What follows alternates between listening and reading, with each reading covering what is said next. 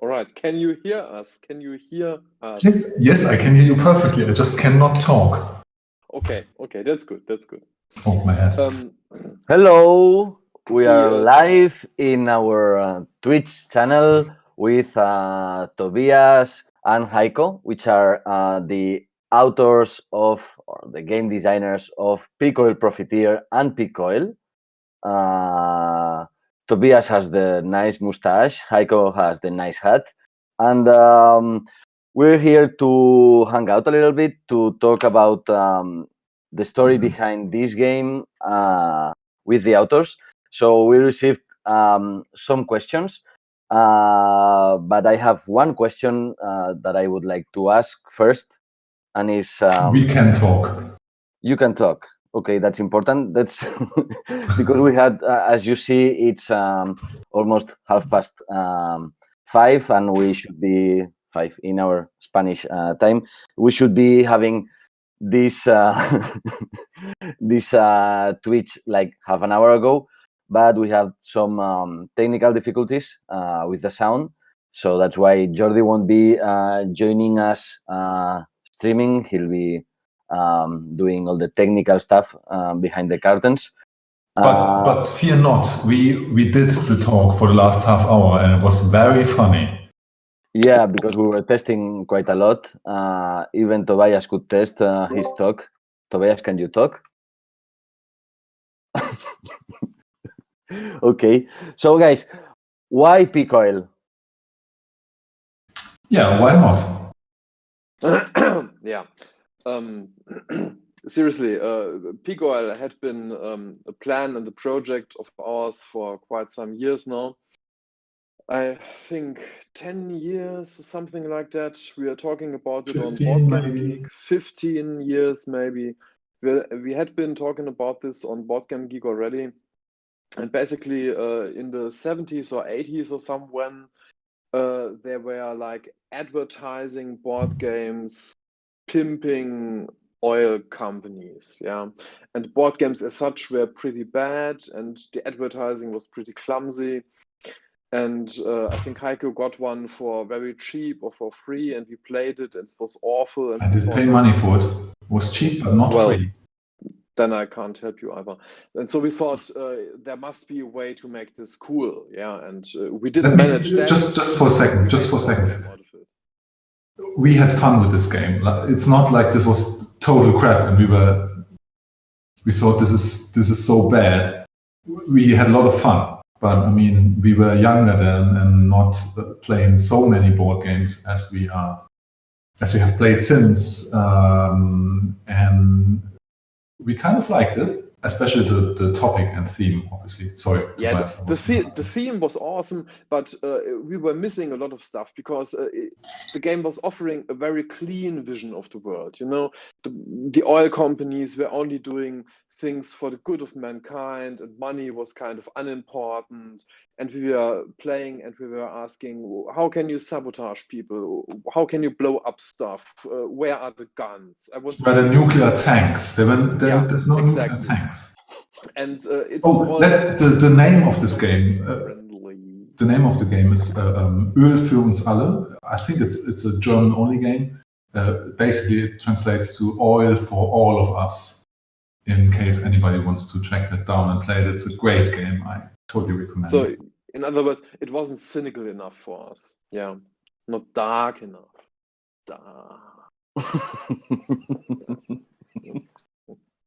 It had an orange box. How dark can it be? I mean.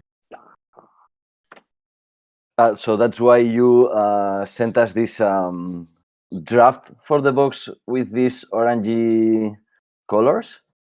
Are we talking about Peak Oil Profiteer? We were talking about Peak Oil, like the... Yeah, but I thought that... Tomatoes.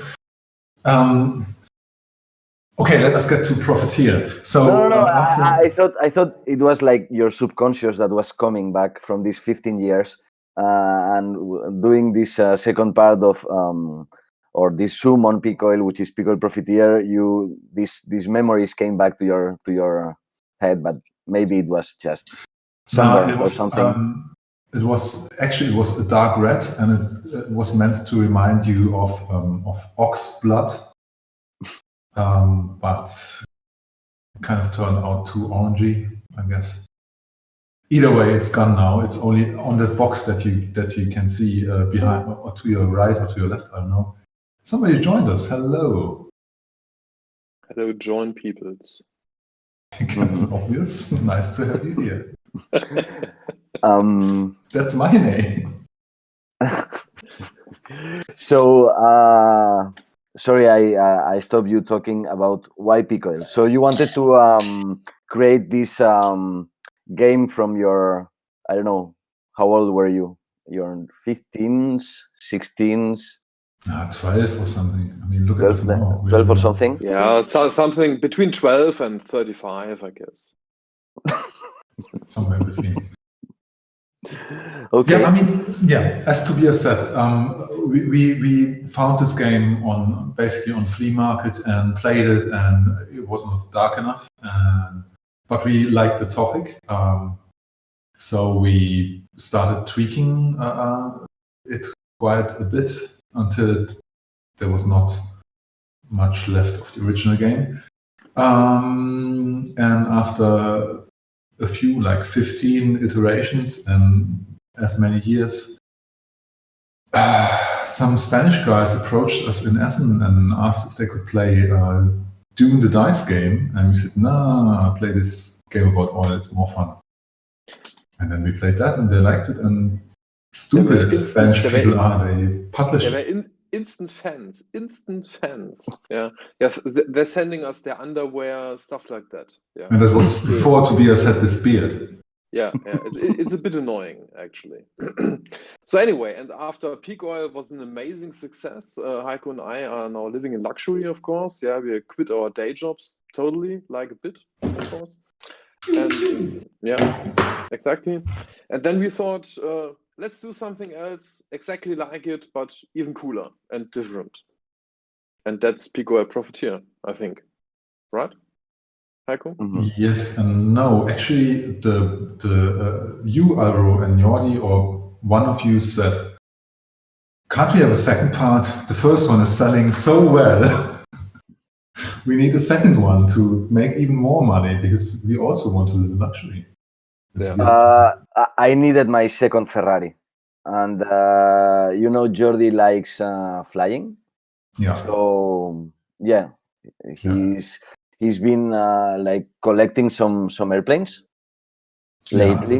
And, yeah, eating caviar every day and so on. Someone has to pay for this high roller lifestyle. Yeah, and it's basically we're using your mind, your work to live out of it and buy Ferraris. Your creativity, you could make more money selling weapons to people in war zones. Hey, what about your Facebook channel? Is that open again, or do they still believe you're actually war profiteers? That's awesome. Heiko told me a few hours ago. Yeah, the problem with real selling weapons is that you really kill people at some point. Weapons don't kill people. Okay. It's the things in the weapons, the bullets, they kill people. Bullets kill people. Mm-hmm. Okay. And katanas too. Yeah, exactly. But is your Facebook channel up again? Yeah, we have no, still not. We're still blocked from Facebook because maybe they think we want to sell weapons and stuff like that. It's awesome. The algorithm. That's awesome. Yeah. So and then that was 2-3 years ago, right? After in Essen, that's when we talked about doing a second part. And on the way back in the car, if I remember correctly, Tobias and I were mostly Tobias' wife and I were discussing if you can shuffle a deck of a single card or not. It was a very interesting car ride. Yeah, awesome. But in Totally between awesome. those discussions, Tobias and I were brainstorming how this game could look and what we wanted to do. And at first, our plan was to have sort of either one or multiple micro games that would integrate with Peak Oil and that you could play out anytime you would do an according action in the Peak Oil game. So if you in Peak Oil, if you say I want to get this oil out of the country, you would play a short round of the micro game in the second part, and the result would then be ported back to the Peak Oil game, and then you would play on the regular game until you do some other action. As it turned out quickly, this was a very ambitious project, and also it kind of made the game very long. Kind of. So we kind of dropped this plan very fast. No. Yes. But we still have it in the drawer. So after Peak Oil Profiteer has gone live, we can talk about producing the other idea we had. You know. Yeah. I need Actually, there were a few nice ideas I did really like in that. Yeah, I mean, it was not. There's no full-fledged game that you could actually play. There's just brainstorming notes and stuff, and there were really nice things that were cool if they would work. And they sound like they could be great fun, but then again, I mean, if you read the marketing blurb for Terraforming Mars, that sounds like great fun as well. So there's that. But what we came up with, I think, like after half a year, was boiling it down to just the part where you, like basically the nucleus of what the game is now. It's I mean, you're selling weapons mainly and exploiting a war-torn country, and have the three factions that are not really player controlled. That was like one of the first ideas to not actually, like in similar to Imperial or games like that, where you're not actually controlling a faction in a conflict, but you're just investing in them in a way. But we didn't want the investment to go quite as deep, so you're not. The faction is at no point really owned by one player, but every player or multiple players can invest in each faction, and it doesn't really matter if you invest in all sides. I mean, yeah. And this integrates also well with the basic idea and the tone and the theme we wanted to do, because you can sell weapons and you can support no matter which faction. You are not bound to anyone. You are only in this for the money, and you don't care at all who wins or who loses. You only want to make a quick buck. So this was a very nice interaction which we had going there. Yeah, I agree with you that this is something that is very realistic, I think, and that having this as a core mechanic in the game brings to some how you call it, some player interactions that are very nice, and that having again the consultants is also like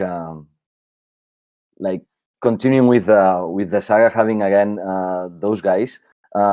Is it for you something that had to be in this Profiteer game, or you just added it later? Consultants.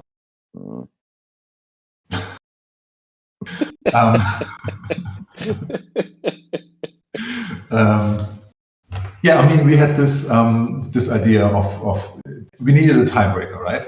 Because if you have multiple action selection, then many people at the same time are going to end up doing the same thing, and we couldn't have doing people the same thing at the same time because this is a grand chaos. And I mean, you can have that, but it didn't work with this game.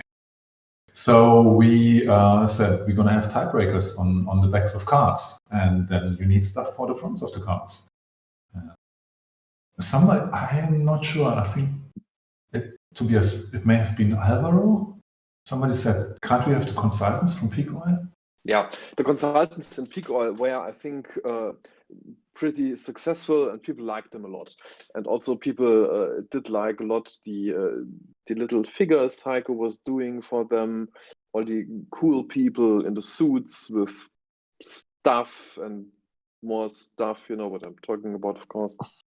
So bringing these over to Peak Oil Profiteer was really pretty much a no-brainer.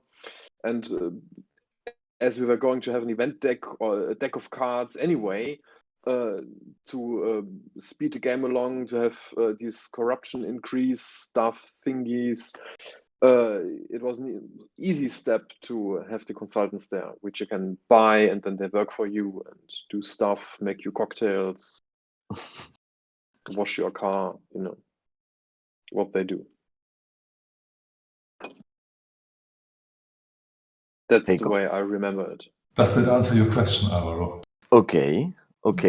I one thing that I also like in the game is the market. Us. You, when you're in that dress, I like to see you fit, Tobias. But the market in the game, you know, the cubes and what they mean, the cubes. I like it. It's something, and I think Jordi likes it a lot. I think he's doing a yes like that. So can you speak a bit about that? Yeah. So if you have factions that are not player controlled, and you have a map where the factions battle it out for supremacy of this country, which, I mean, each of the factions has their own reasons for doing that, and then you will have troops for the guys, and the troops are not always on the map, because the factions, sometimes they're stronger and sometimes they're weaker, and you have to store them somewhere. And it kind of, Tobias, say if I'm wrong there, but it kind of happened naturally that we kept them on a track, and at first the track only was only pricing in the money you would earn from weapon sales. Like not all the stuff was tied to the track. But since that was great fun to influence which faction pays more, and this was kind of going back and forth and balancing. We really liked that and said, why not have all the stuff that you have in interaction with the factions run or go via that track? So, Tobias. Yeah, I think there are two things which you need to keep in mind. One thing is that this living market with the fluidly changing prices really makes the game more dynamic and more interesting, and gives you another axis in which to invest. Yeah, so this was a quick thought which we had, or a solution which we arrived at rather fast, I think. And the second thing is, what you need to realize is that Heiko and I are really brilliant, so that good ideas like this come easy to us. You know, that's just like breathing. It looks easy with us because it is easy for us. It is not actually easy for you, probably, but I admit it's not easy for me. I try hard, you know. I try hard. You know, I try hard, but it's not very easy for me. But then again, you get the Ferraris. That's all right too. No, of course. That's my part in the deal, right? And we were all agreeing with that. So, yeah, totally.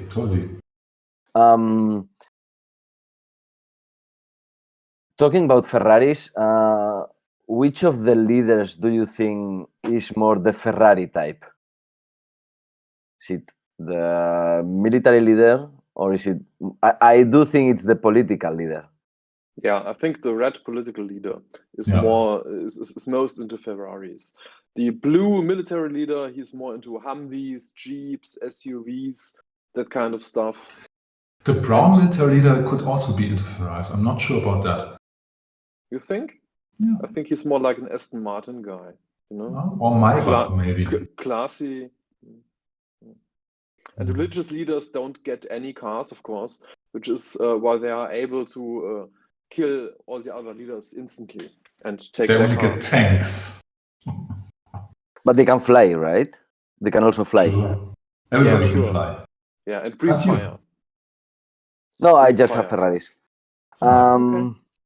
No, I think for Jordi and I, having worked in some, well, living in Spain also, you know that the military are important, the religious leaders are important, the political leaders are important, and yeah, having worked in developing countries where there's not only oil but minerals, we have seen.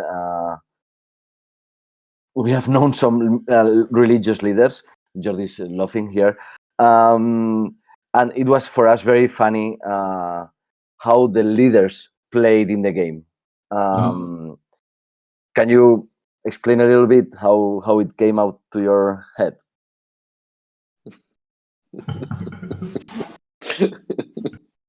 Very messy thing. Tobias, did you? Yeah, well, I think this idea that you have a lot of not only competing factions, but within each faction you have competing leaders, and none of them are actually interested in the greater good or in achieving something lasting, but they're really only interested in milking you for all it's worth, yeah, and for everything they can get, and to maximize their own influence. And this makes, of course, for an extremely fragile equilibrium or a very active power struggle. So this was something we wanted to have in the game. Yeah. Heiko. Yeah, and the types of leaders, I mean, they're obvious. That's like, you probably have that in Spain as well. We have it in Germany, like the military, religious, and political leaders, they keep bashing each other.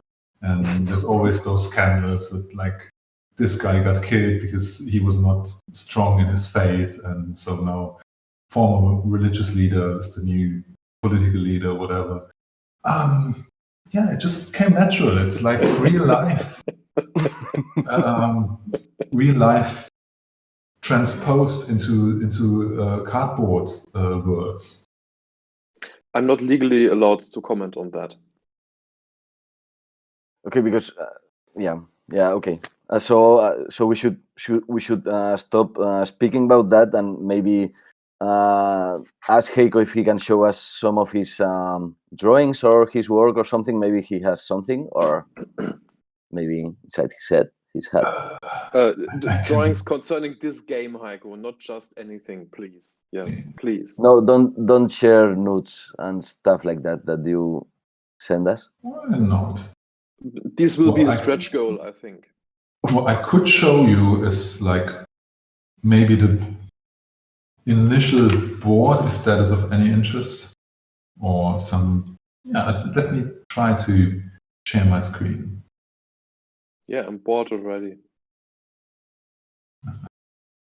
So, okay, this is possible. So, yeah, I mean, it's not that much different from what we have now, and it's not really the first iteration, if you want to say so. This was basically one of the early. I think this was the first one we shared with you guys. It already has more of the charts down here, and the map is a bit. The map is it's not the first map. There's less spaces in the map now, and yeah, but it's very close to what we sent you. And it printed on A4. It was marvelous, I think. Like the whole game on A4, and you just need to print this small board and the small cards, and it looks crappy. And use up all your toner if you are into using toner. If you have a laser printer, you don't really give a fuck. I know.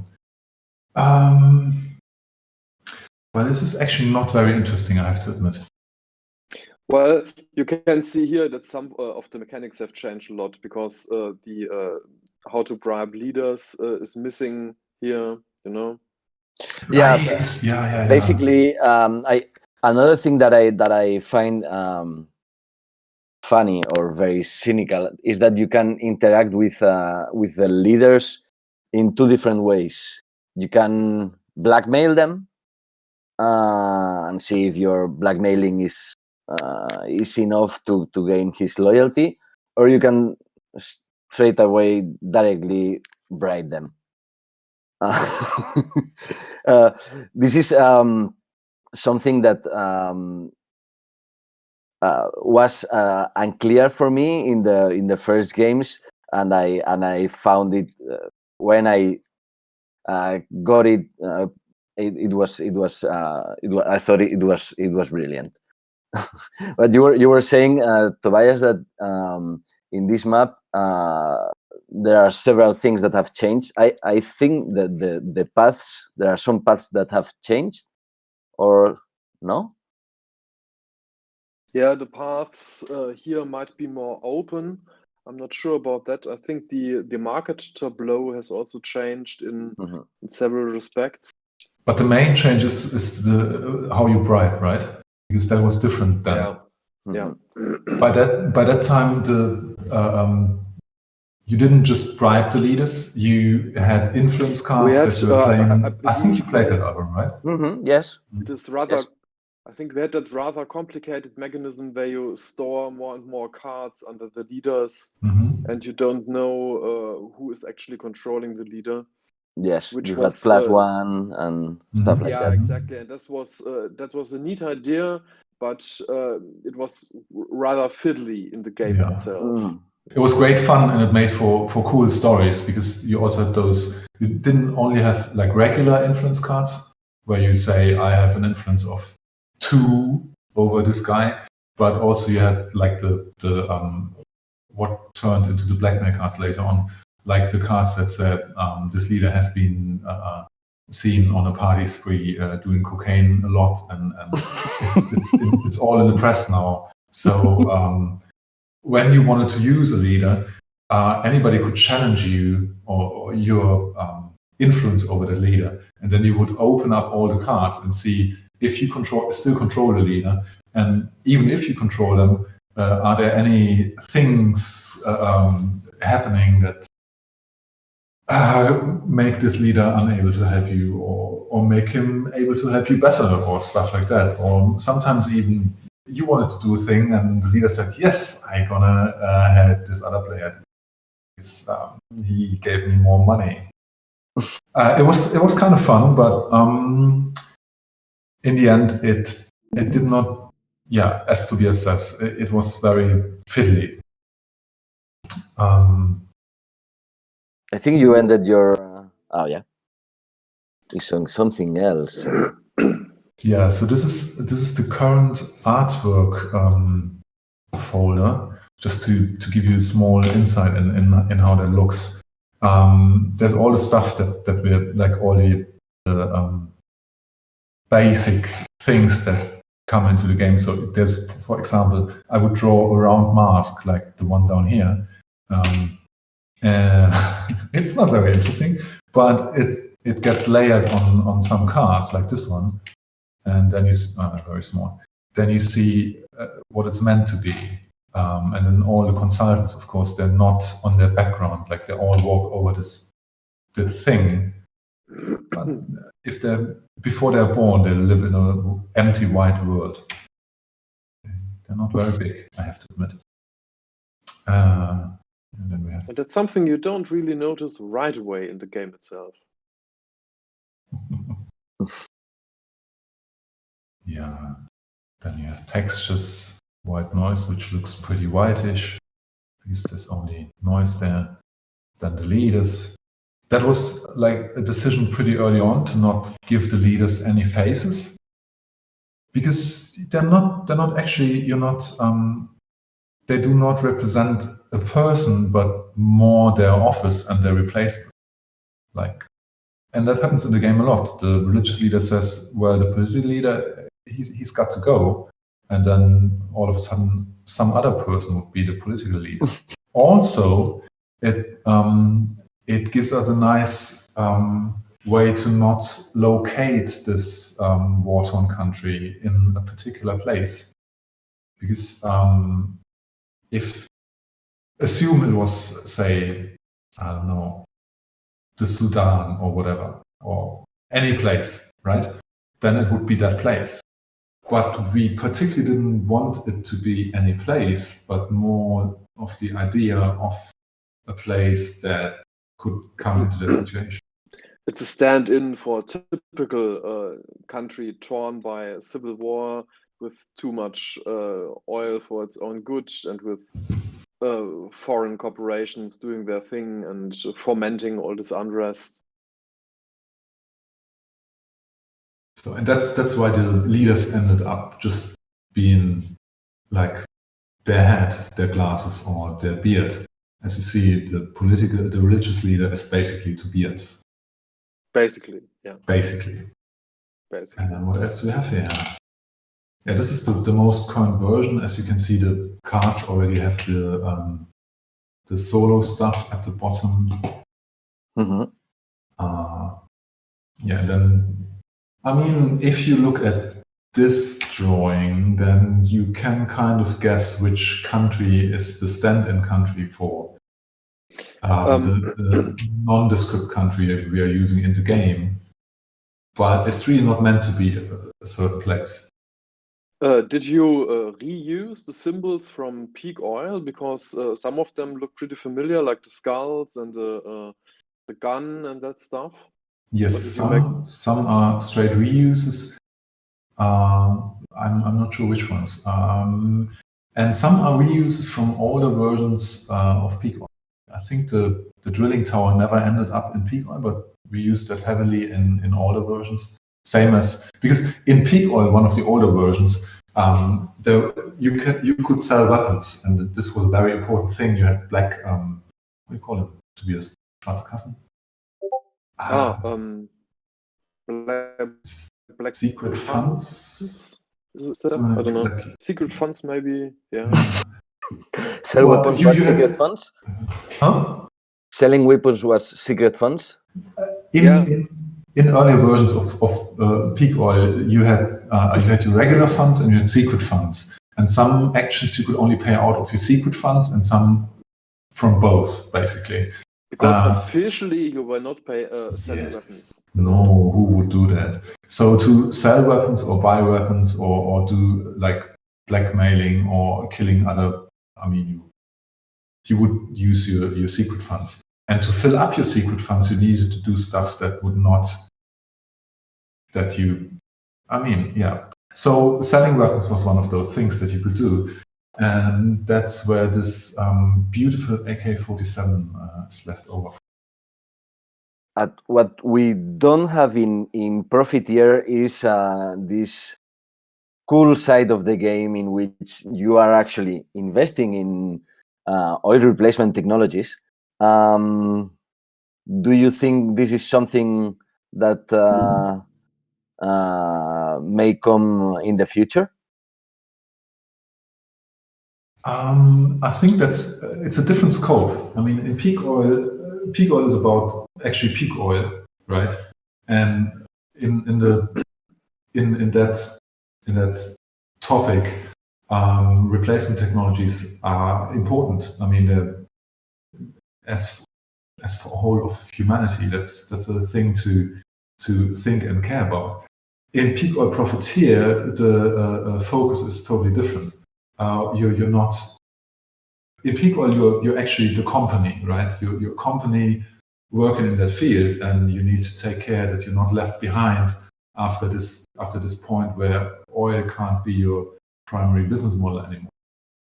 Maybe, but it's also the value of a company. So it's again the stock market and so on, right? Correct, right. Whereas in Peak Oil Profiteer, you are just, I mean, the company, you're working for the company, kind of, in this place. And for you as a person, because you live like 80 years and then you die. So when you're 50, you probably want to have your 2 Ferraris and your airplane collections, as Yoli and you. So for you as a person, it's of course far more important to have the money. Yeah, and Peak Oil Profiteer, of course, has a very more narrow scope, both in space and in time. I think a game in Peak Oil Profiteer might represent a few years in real time, and a Peak Oil game might represent a few decades. So there's that. I think Peak Oil Profiteer doesn't have enough time to offer any real solution. What you witness in Peak Oil Profiteer is you watch a country burn down, and there's not much you can do about it, actually, or want to do about it. No, because you as a player, you're not the kind of person that really cares about that. Actually, that's I think it's, if you think about it like this, it's a very hard sell for any player. Or if you, you should always be able to identify, at least if you're watching a movie, with one of the characters, and in the game that's the character you play, to keep you hooked in a way. And I find it kind of hard to really identify with the kind of person you play at Peak Oil. On the other hand, it's big fun, because then you can just, be an asshole. And in real life, usually people react in negative ways. It's like a James Bond movie, but only with villains and with no James Bond. Luckily. Well, I don't see myself in many of the in the characters of many of the games I play, or the role-playing games I've played. I don't see myself as a vampire or as a a bard. So games just are a way to evade and have fun, and maybe teach you something, get you to get interested in something where it is an industry or an era in the history of humankind, or the writings of a sci-fi author, right? So it's just about leisure and have fun. And there are many games that are very cynical, so we're not either inventing nothing new, right? No, right. I didn't want to say it's unheard of or totally crazily new. I just said if I was to watch, but there are movies that you watch and the main character is deeply unsympathetic, a person you would rather not even know by name. And American Psycho, for example, to stay on topic, Lord of War is like with who's the guy playing it? Nicolas Cage. I was thinking about that one too. Nicolas Cage, I think. Yeah, and he's a bad person, but it's so much fun to watch him be that bad person. And I didn't watch it for some time, but I think for being a bad person, he's kind of a nice person. But maybe not, probably not. Yeah, but even bad persons are persons. That's not necessarily the takeaway that I would say. Yeah, that might be kind of going too deep into the game. Yeah. Totally. And how has been working in this second project with us? Because we already asked you how was working with us in Peak Oil, but we never asked you. So maybe it's the moment. Do you think this is the right time and place when everybody can watch if they want to? It's a pleasure. I have never never met so sympathetic and easy to work with people as you guys. It was so good. Yeah, you make it so easy for us.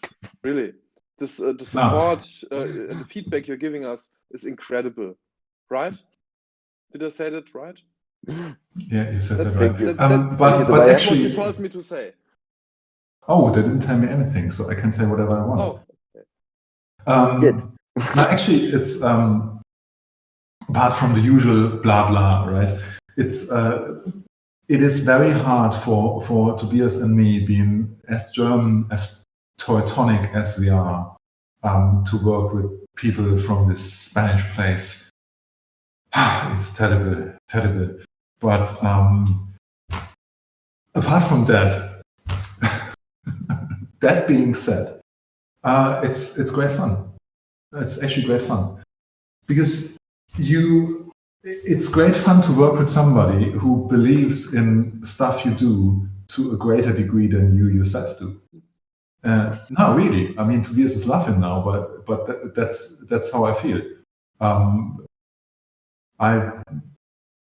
I think, yeah, it's the stuff we do. It's fun. We do it for fun. We do it. I mean, the first Peak Oil we did basically for fun at home because we wanted to play that game, and we were not actively looking for publishers or anything. And then you two guys come and say, "That's great. We want to publish that. People will buy it." And we're like, "It's your money on the line. Do whatever you want."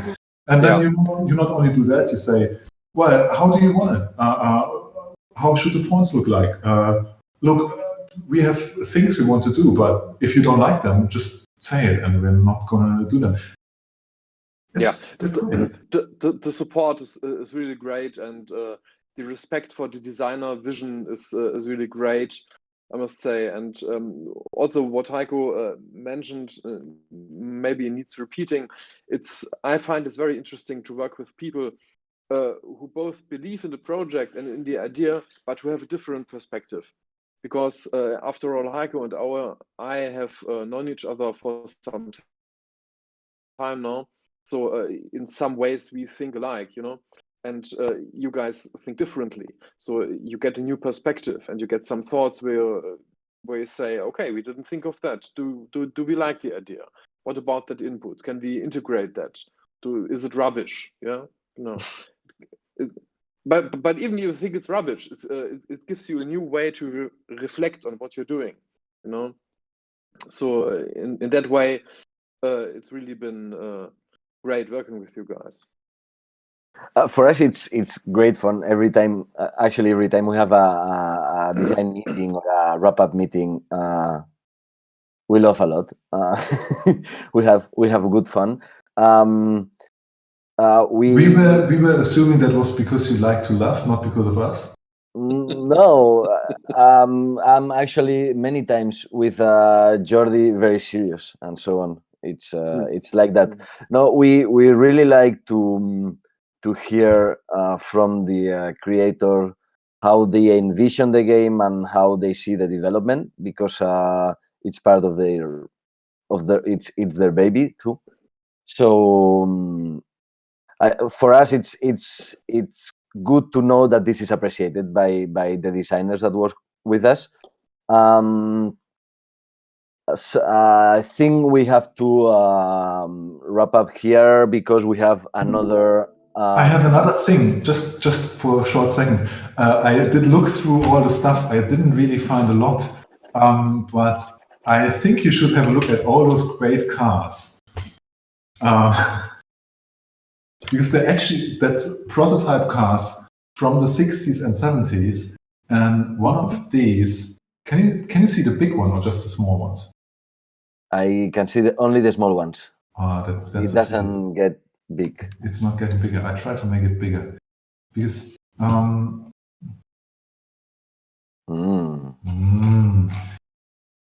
mean, I think this one I used already, but there are some that. And that one, the orange one, you used already, I think. Yeah, maybe. And this one is so yeah. Sorry. Okay. Let me close it fast. Okay, so we had maybe one of the cars that will appear in Peak Oil Profiteer. That's very nice. I saw very, very nice cars.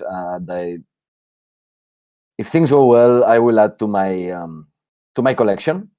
And Very when hard to you find. Just prototype cars, there was one build of each. when you come to our palazzo, the Two Tomatoes Palazzo here in the Spanish coast, in the Catalan coast, I will take you to a ride. Let me fall apart and just if anybody is watching this, I'm not assuming anybody is, but if you are watching this, you should publish your game with Two Tomatoes because they make the greatest contracts in the world. Tobias and I signed a contract with Two Tomatoes that grants us by contract to live in their flat for any amount of time that we want, like, or in their palazzo if they have a palazzo. This is, I mean, find another publisher who would give you that kind of contract. Yeah. I think it's kind of an oversight, but still, we have the contract. We are the Germans, and if we come with the contract, we want to live in that flat. I tell you. Okay, sorry. Do the wrap up thing. I shut up. Yeah, I think it was we had a great time. I'm sorry we had these technical problems and we couldn't be at time. Let's say it happens, technology and stuff. We'll do it better the next times. This will be recorded in YouTube, so everybody will be able to watch these magnificent words you said about working with us, and everybody will know about my palazzo and our collection of good goodies. But we have to play Peak Oil Profiteer with Alex, and I invite everybody to continue watching the streams. We will close it in some seconds and be live again in some minutes, let's say 15 minutes. Thanks a lot, Heiko. Thanks a lot, Tobias, for being with us, for sharing all this history that Peak Oil has, that is over 15 years, and a lousy game that you bought when you were younger, and you were not with this white hair that you have. Heiko also has white hair. Okay, so yes, you have. Oh man, yeah. It's getting old. Stay tuned. You can play the game on Tabletopia for free. We have a Facebook. Are you talking to us? We can play the game at home. We have it. You're not talking to us. Keep talking. Sorry. I don't know if you joined Heiko and Tobias, the Peak Oil series Facebook group, but there's a Facebook group in which you can share your games. We have some competitions right now with some regarding some hidden stuff that you left in Peak Oil. We want people to share this hidden stuff. Which one of these hidden phrases is their favorite? But please, in this Facebook group, do not sell weapons. No. Otherwise, we will never get back our Facebook account. And obviously, in our website, we have an anticipation list. You just write down your email, and we will send you updates of the project that will launch in the coming weeks. So stay tuned. Thank you, and bye-bye. Bye.